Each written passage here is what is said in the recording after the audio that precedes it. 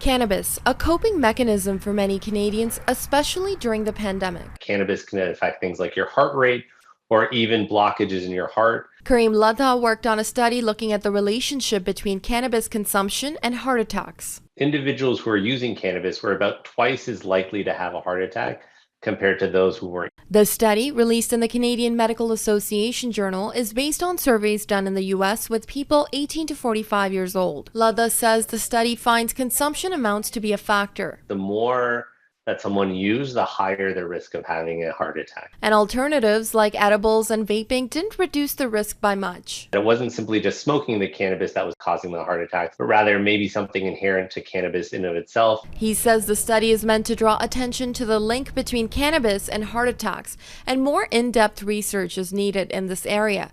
Dr. Andrew Pipe from University of Ottawa's Heart Institute agrees. Much more research underway. Canada legalized cannabis use in October 2018.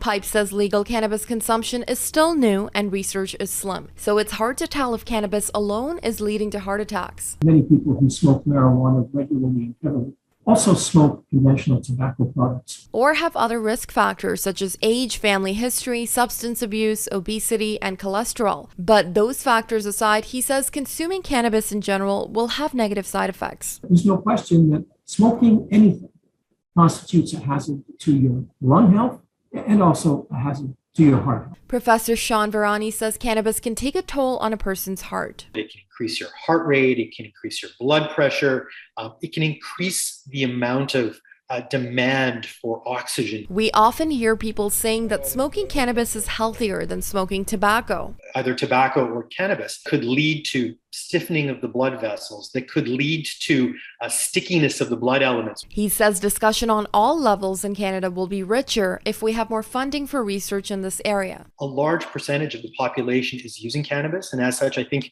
we have a responsibility to study it. Sharmeen Somani, Global News.